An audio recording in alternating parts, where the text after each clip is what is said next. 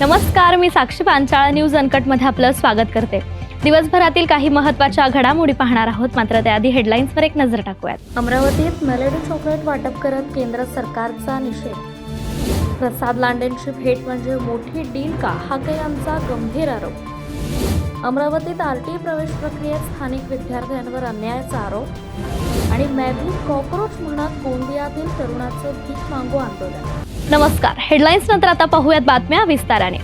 जालन्यात ओबीसी आंदोलक लक्ष्मण हाके यांनी आज पत्रकार परिषद घेत मराठा आंदोलक मनोज जरांगे यांच्या उपोषण आंदोलनावर जोरदार टीका केली आहे। हाके म्हणाले की राज्यभर सभा घेऊन ओबीसी समाजाला जाग करण्याचं काम सुरू असल्याचं त्यांनी सांगितलंय। मनोज जरांगे यांच्या उपोषणावर टीका करताना हाके म्हणाले की लोकशाहीमधील उपोषणाचं हत्यार आज बोथट करण्यात आलंय। उपोषणाची गरिमा घालवण्यात आली असून उपोषणकर्त्यांच्या तोंडी शिवीगाळ आणि गावरान भाषा शोभत नसल्याचं त्यांनी म्हटलंय। पाहूयात। हे बघा, प्रतिसादापेक्षा महाराष्ट्रातला ओबीसी भटक्या विमुक्त जाती जमाती एकत्र आल्या पाहिजेत हा दृष्टिकोन आमच्या डोळ्यासमोर आहे। कारण ओबीसी एकत्रित नसल्या कारणानं झुंडीच्या जोरावरती राजकारण्यावरती दबाव टाकून, सत्ताधाऱ्यांवरती दबाव टाकून इथलं संविधानिक आणि लोकशाहीमध्ये असलेलं आरक्षण हे हिरावून घेतलं जातंय।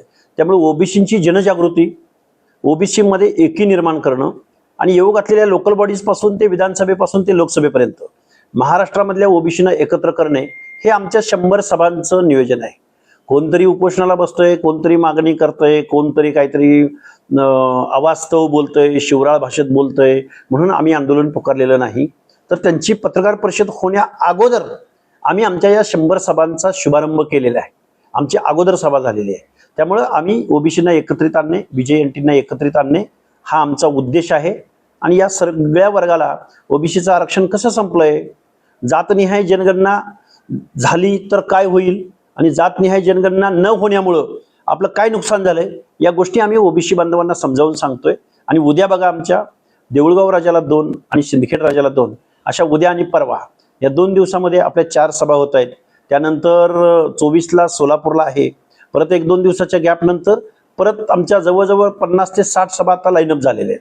त्यामुळे ओबीसी बांधवांना जागृत करणं, एकत्र आणणं आणि इथल्या सत्ताधाऱ्यांना, विरोधकांना, वेगवेगळ्या पक्षाच्या प्रमुखांना, आमदार खासदारांना ओबीसीची काय ताकद आहे हे येऊ घातलेल्या प्रत्येक निवडणुकीमध्ये आम्ही दाखवून देण्याचा प्रयत्न करणार। आम्ही उपोषण अजिबात करणार नाही, लक्ष्मण हाके तरी करणार नाही। त्यामुळं उपोषण करायचं, सलाईन घेऊन उपोषण करायचं, हे उपोषणाचा हत्यार बोथट केले लोकशाहीमधलं। सलाईन घेऊन, परत पडद्या आडून, परत चादरी आडून काहीतरी खायचं आणि परत आलेल्या डॉक्टरांना धमक्या द्यायच्या, या डॉक्टरतर्फे मला तपासू नका असं म्हणायचं, हे असं उपोषण असू शकत नाही।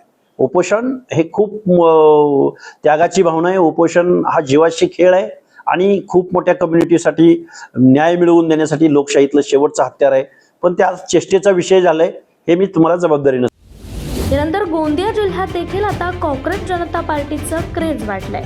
एका तरुणाने रोजगार हमी योजनेच्या कामाचे पैसे मिळाले नाहीत म्हणून गोंदिया जिल्हा परिषदेत मैं भी कॉकरोच म्हणत असं बॅनर लावून भीक मागो आंदोलन केलंय। या अनोख्या आंदोलनाची चर्चा आता सर्वत्र सुरू आहे। पंतप्रधान नरेंद्र मोदी यांनी इटली दौऱ्यात तेथील पंतप्रधानांना चॉकलेट भेट दिल्याच्या मुद्द्यावरून आता अमरावतीत राजकीय वातावरण तापू लागलंय। क्रांतिकारी शेतकरी संघटनेच्या वतीने आज जिल्हाधिकारी कार्यालय परिसरात मेलोडी चॉकलेट वाटप करून केंद्र सरकारचा तीव्र निषेध करण्यात आलाय। महागाई वाढली असताना देशाचे पंतप्रधान परदेश दौऱ्यावर लाखो रुपये खर्च करून चॉकलेट वाटप करतायत असा आरोप यावेळी करण्यात आलाय। 2014 मध्ये देशाचे प्रधानमंत्री नरेंद्र मोदी यांनी भारत देशातील तरुणांना, शेतकऱ्यांना, सर्वसामान्य जनतेला आश्वासन दिले की अच्छे दिन लाएंगे, पण अच्छे दिन आलेले नाही आहे। डिझेल काय भाव आहे, पेट्रोलचे भाव वाढले, डिझेलचे भाव वाढले, शेतकऱ्यांना मशागतीसाठी डिझेल मिळत नाही आहे, गृहिणी त्रस्त आहे, शेतकरी त्रस्त आहे, गॅसचा भाव वाढलेला आहे, शेतकऱ्यांना पेरणीसाठी बियाणे, खत मिळत नाही आहे, जनता रस्त्यावर आले आहे। आणि या देशाचे प्रधानमंत्री 5 देशाचा दौरा करत आहे, हजारो लिटर डिझेल वाया घालत आहे, सर्वसामान्यता पैसा असाच उधळत आहे आणि हे मजा करत आहे आणि जनता त्रस्त आहे। म्हणून क्रांतिकारी शेतकरी संघटनेच्या माध्यमातून आज प्रधानमंत्री नरेंद्र मोदी यांच्या निषेधार्थ मेलोडी चॉकलेट वाटप केले। आरटीए प्रवेश प्रक्रियेत स्थानिक रहिवासी विद्यार्थ्यांना डावलून बोगस भाडे कराराच्या माध्यमातून बाहेरील विद्यार्थ्यांना प्रवेश दिला जात असल्याचा गंभीर आरोप करत अमरावतीतील केवठा बुद्रुक येथील नागरिकांनी जिल्हा परिषद प्रशासनाकडे तक्रार दिली आहे. दिलेल्या निवेदनात गावातील कायमस्वरूपी रहिवासी असलेल्या बालकांना आरटीए कायद्यानुसार प्रथम प्राधान्य देणं अपेक्षित असताना शहरातील काही नागरिकांनी खोटे भाडे करार तयार करून स्वतःला केवठा बुद्रुक येथील रहिवासी दाखवत प्रवेश मिळवल्याचा आरोप करण्यात आलाय. या प्रकरणाची सखोल चौकशी करून संबंधितांवर फौजदारी गुन्हे दाखल करावेत अशी मागणी ग्रामस्थांनी केली आहे. 2009 मध्ये आरटीए अंतर्गत विद्यार्थ्यांना जे आर्थिकदृष्ट्या जे सक्षम नाही आहेत, जे पालक वर्ग आपल्या विद्यार्थ्यांना इंग्लिश मीडियममध्ये टाकू शकत नाही, नामांकित शाळेत टाकू शकत नाही, अशा विद्यार्थ्यांसाठी शासनाने राईट टू एज्युकेशन ही एक योजना चालू केली. त्या योजनेअंतर्गत शेकडो विद्यार्थी, गरीब पाल्याचे विद्यार्थी हे शिकतात. परंतु कठोरा बुद्रुक अंतर्गत मिनिमम 4-5 शाळा येतात. त्याच्यामध्ये ही टोमरी शाळा प्रतिष्ठित शाळा आहे. त्या शाळेमध्ये कठोरा बुद्रुकमधील गावातील विद्यार्थ्यांचं कधीही ॲडमिशन होत नाही. मग कोणत्याही पोराचं ॲडमिशन होत नाही. उलट बाहेर गावामध्ये राहणारे, अमरावती शहराबाजूनं राहणारे, अमरावतीमधील प्रतिष्ठित नागरिक ज्यांचा इन्कम मिनिमम वर्षाला कमसे कम 1-1 कोटीचं इन्कम आहे त्या व्यक्तीचं, त्या मुलाची ॲडमिशन त्या शाळेमध्ये केली जाते. परंतु स्थानिक एखाद्या गरीब विद्यार्थ्यांचं, गरीब मुलाचं ॲडमिशन त्या शाळेत केलं जात नाही. म्हणजे विषय असा आहे का या जिल्हा मुख्य कार्यकारी अधिकारी शिक्षण विभाग असेल किंवा BLO ऑफिस असेल, यामार्फत शिक्षणाचा जो भ्रष्टाचार सुरू केलेला आहे, म्हणजे एखाद्या गरीब विद्यार्थ्याची ॲडमिशन विकणे, गरीब विद्यार्थ्याला शिक्षणापासून वंचित ठेवणे, हा पराक्रम शिक्षण विभागाने सुरू केलेला आहे. त्यामुळे आज आम्ही मुख्य कार्यकारी अधिकारी यांना आम्ही निवेदन दिलेलं आहे आणि निवेदन आम्ही सरळ म्हटलेलं आहे का भातकुली पंचायत समितीने 22 जे बोगस लोक होते, ज्यांनी करारनामा करून ज्यांनी ॲडमिशन मिळवल्या, प्रवेश मिळवला, त्या रद्द करण्यात याव्या असं 22 लोकांचं ते जाहीरनाम्यामध्ये प्रसिद्ध करण्यात आलं. परंतु तो अहवाल अजूनपर्यंत प्रसिद्ध झाला नाही किंवा ते ॲडमिशन कॅन्सल केल्याने ते कॅन्सल करण्यात याव्या. अन्यथा येणाऱ्या काळामध्ये कठोरा बुद्रुक ग्रामपंचायतच्या हद्दीतील जेवढे काही नागरिक पाल्य असतील, आपल्या मुलाला घेऊन इथे आम्ही आमरण उपोषण करू आणि ते जर त्यांनी मान्य नाही केलं तर हे जनहित याचिका आम्ही याच्या विरोधात हायकोर्टामध्ये सादर करणार आहोत. आम्ही मूळ कठोरा ग्रामपंचायतीतील रहिवासी असून आरटीई प्रवेश परीक्षा याच्यामध्ये आमच्या पाल्यांचा नंबर लागलेला होता, वेटिंगमध्ये होतो. परंतु गावातील काही 30 ते 33 लोकांनी बोगस करारनामे करून प्रवेश मिळवला होता. त्या संदर्भात आम्ही माननीय मुख्य कार्यकारी अधिकारी, शिक्षण अधिकारी यांना बऱ्याच तक्रारी दिल्या होत्या, पण अद्यापपर्यंत कुठलीच कारवाई होत नव्हती. त्या अनुषंगाने आज आम्ही इथे हजर असता माननीय मुख्य कार्यकारी अधिकारी यांच्याही बाब निदर्शनात आणून दिली की यामध्ये पंचायत समिती भातकुली यांनी जो चौकशी अहवाल सादर केला त्याच्यामध्ये 22 बोगस भाडे करार यांना प्रवेश रद्द करण्यात आला. तो अहवाल आम्ही कायम ठेवा अशी मागणी आम्ही माननीय मुख्य कार्यकारी अधिकारी यांना केलेली आहे. त्या अनुषंगाने कारवाई करावी जेणेकरून गावातील सर्व नागरिकांच्या पाल्यांना हा प्रवेश मिळेल, यासाठी ही आमचे निवेदन देण्यासाठी आम्ही इथे उपस्थित होतो. कोल्हापुरात रोजगार हमी योजनेच्या कामांचे 3 तारे वाजल्याचं समोर आलंय. रोजगार हमी योजनेच्या कामावरून आज कोल्हापुरातील दर्याचे वडगाव गावातील ग्रामस्थांनी आक्रमक भूमिका घेतली आहे. रोजगार हमी योजनेअंतर्गत लाभार्थी शेतकऱ्यांना मदत मिळत नसल्याच्या निषेधार्थ गावकऱ्यांनी करवीर पंचायत समिती कार्यालयावर मोर्चा काढला. गेल्या 1.5 वर्षांपासून रोजगार हमी योजनेअंतर्गत कामांना मंजुरी मिळत नसल्याने ग्रामस्थांनी चांगलंच आक्रमक झाल्याचं आता पाहायला मिळालंय. यावेळी गावकऱ्यांनी पंचायत समितीमधील संबंधित कार्यालयाला टाळा ठोकून अधिकाऱ्यांना बाहेर काढलाय. पाहूयात.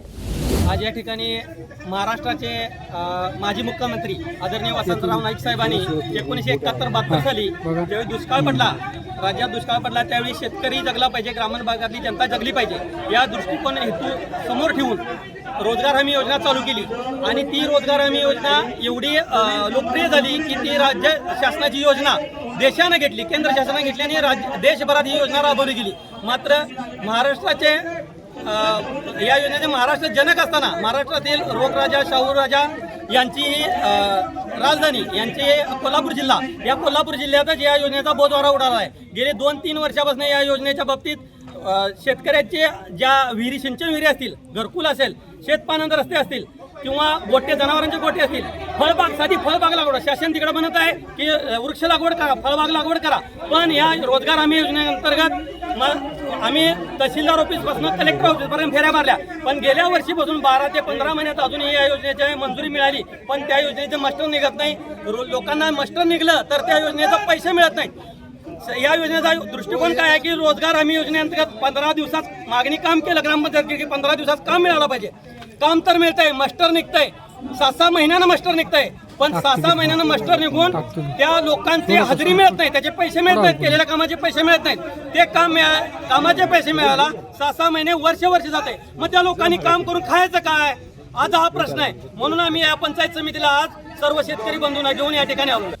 अमरावतीतील गाडगेनगर पोलीस स्टेशनच्या टीव्ही पथकाने हरवलेल्या मोबाईल शोध मोहिमेत मोठं यश मिळवत तब्बल 9,40,000 रुपये किमतीचे 47 मोबाईल शोधून संबंधित तक्रारदारांना परत केलेत. एप्रिल 2024 पासून मोबाईल हरवल्याच्या विविध तक्रारी पोलीस स्टेशनमध्ये दाखल झाल्यानंतर CER पोर्टलच्या मदतीने पोलिसांनी विशेष शोध मोहीम राबवली होती. तांत्रिक तपासाच्या आधारे हरवलेले मोबाईल शोधण्यात आता पोलिसांना यश आले. पोलीस स्टेशन गाडगेनगर हद्दीमध्ये जे काही मोबाईल हरवल्याच्या तक्रारी येतात, या ठिकाणी मोठ्या प्रमाणात विद्यार्थी वर्ग राहतो, तसेच बाहेरगावचे विद्यार्थीसुद्धा असतात. आणि पोलीस स्टेशन गाडगेनगरच्या हद्दीमध्ये मुख्य प्रशासकीय कार्यालय आहेत आणि मोठी वर्दळ असते. त्या अनुषंगाने मोठ्या प्रमाणात मोबाईल गाळ झाल्याचे प्रमाण असते. माननीय पोलीस आयुक्त सर राकेश ओला सर या ठिकाणी हजर झाल्यानंतर सरांचा उद्देश आहे की जनतेला पोलिसांच्या सेवेचा लाभ मिळाला पाहिजे आणि जनतेला पोलिसांच्या उत्तम सेवा उपलब्ध झाल्या पाहिजे. त्याचाच एक भाग म्हणून जे काही मोबाईल गहाळ व्हायचे त्याचा शोध घेण्यासाठी त्यांनी आदेशित केले होते. त्या अनुषंगाने पोलीस स्टेशन गाडगेनगर हद्दीमधील 16 मार्च रोजी आम्ही 57 मोबाईल जे गहाळ झाले होते लोकांचे ते आम्ही परत मिळवले होते. जे वेगवेगळ्या ठिकाणी पोहोचले होते लोकांकडे, संपूर्ण भारतामध्ये पसरलेले होते, ते सगळे आम्ही त्यांच्याकडून रिकवर केले आणि 16 मार्च रोजी 57 मोबाईल परत केले होते आणि जवळपास 10,40,000 रुपयाचा मुद्देमाल. आणि आज रोजी पुन्हा माननीय पोलीस आयुक्त श्री राकेश ओला सर तसेच पोलीस उपायुक्त श्री रमेश धुमाळ सर यांच्या उपस्थितीमध्ये आजसुद्धा पोलीस स्टेशन गाडगेनगरच्या वतीने एकूण 47 मोबाईलचं या ठिकाणी जनतेला गहाळ झालेले जे मोबाईल होते ते संपूर्ण भारतातील इतर राज्यातपर्यंत जे पोहोचले होते त्या सगळं मोबाईल प्राप्त केले आणि आज रोजी ते सरांच्या हस्ते वाटप करण्यात आलेले आहे. एकूण 9,40,000 रुपयाचे आजसुद्धा आम्ही मोबाईल वाटप केलेले आहे. रायगडच्या पेण तालुक्यातील खारेपाट विभागातील 15 गावं आणि 29 वाड्यांना सध्या भीषण पाणी टंचाई जाणवते आहे. त्यामुळे ऐन उन्हाळ्यात गावकरी दूषित पाणी पित असल्याचं समोर आलं आहे. हीट वेव्हने धरणातून 4 दिवसाआड पाणी पुरवठा केला जातोय, तर यामुळे येथील महिला आणि ग्रामस्थ संतप्त झालेत. 8-9 वर्ष तर कायम झाले आमच्या माहितीने 8-9 वर्ष तर कायम झालं. योच पाणी पितो आम्ही. यो पाणी पिवायचा कसं आहे आम्ही? कार्डाचं पाणी नसतं तर आम्हाला पाणी पिवायला घसन तरी आमच्या घ्यायला असतं. घसन पाणी घ्यायला असतं का आमच्या? यो कार्डाचं पाणी नसतं आम्हाला तर सांगा. धवा जोलाला जगलेलं पाणी यो शवाली येईल बनली तर किडे सुद्धा पडतात त्याच्यात. किडे सुद्धा वरती येतात. तो पाणी बघून पाणी पिऊन आम्हाला कॉवेलचा जवळजवळ 5-6 पेशंट आम्हाला आधारलं. प्रत्येक वेळेला आम्हाला कॉवेलचा डॉक्टरकडे गेलो की काय कॉवेल सांगतात, दुसरा काही न सांगेल. आज आमचं 5-6 पेशंट या कॉवेलमध्येच गेलं. सर्व तरुण पिढी गेली कॉवेलमध्ये, लहान मुलं. तरी आमच्याकडे सरकार लक्ष देत नाही.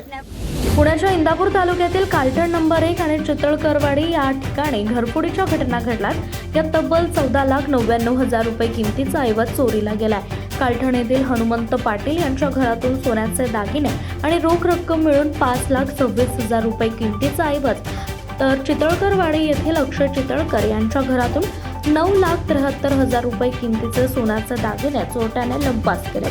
पोलीस या अज्ञात चोरट्यांचा सध्या शोध घेत आहेत. दौंड तालुक्यातील वाखरी येथे पुणे सोलापूर महामार्गालगत असलेल्या धनश्री लॉजवर यवत पोलिसांनी मोठी कारवाई केली आहे. या छाप्यात अनैतिक व्यापार चालवला जात असल्याचा प्रकार उघडकीस आलाय, तर 2 आरोपींना अटक करण्यात आली असून या कारवाईत तब्बल 10 महिलांची सुटका करण्यात आली आहे. यवत पोलीस ठाणे अंतर्गत वाखारी परिसरात धनश्री लॉज नावाचा लॉज आहे.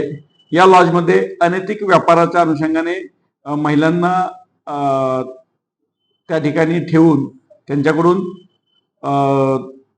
व्यवसाय करून घेतला जातो अशी इन्फॉर्मेशन पोलिसांना इन्फॉर्मेशन मिळाल्यावरून त्या पोलीस पथकासह त्या ठिकाणी छापा करण्यात आला, आयोजित करण्यात आला. त्या छाप्यामध्ये 10 महिला ह्या पीडिता मिळून आलेल्या आहेत आणि त्याच यांनी तिथे 2 आरोपी निष्पन्न झालेले आहेत. त्या आरोपींना त्यातील आरोपी प्रदीप बाबू पुजारी यास अटक करण्यात आलेली आहे. कोल्हापुरात व्यापाराचे दागिने देण्यासाठी निघालेल्या कारिगराला संमोहित करून दोघा चोरट्यांनी 30 तोळ्याचा दागिन्यांवर डल्ला मारलाय. भाऊसिंगजी रोडवरील एका सराफ दुकानाच्या दारात हा गंभीर प्रकार घडलाय.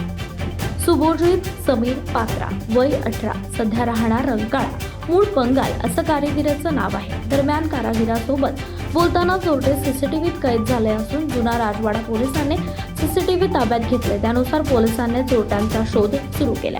हम जमा करने आया था अपना लड़का, अभी बीच में वो भिंडी गोली गणपति मंदिर के बाजू से वो कुछ तो उसको किया होगा, बाद में वहाँ से लेके भावसिंह जी रोड में और लेके वो कुछ तो वो किया होगा, उसका बाद में उसको वो खुद ही अपना बैग उसके हाथ में दे दिया. उसमें 300 ग्राम अपना दागिना था, रेडी दागिना लेके वो भाग गया है. या बातमीसह आजच्या बुलेटिनमध्ये इथेच थांबूयात. धन्यवाद.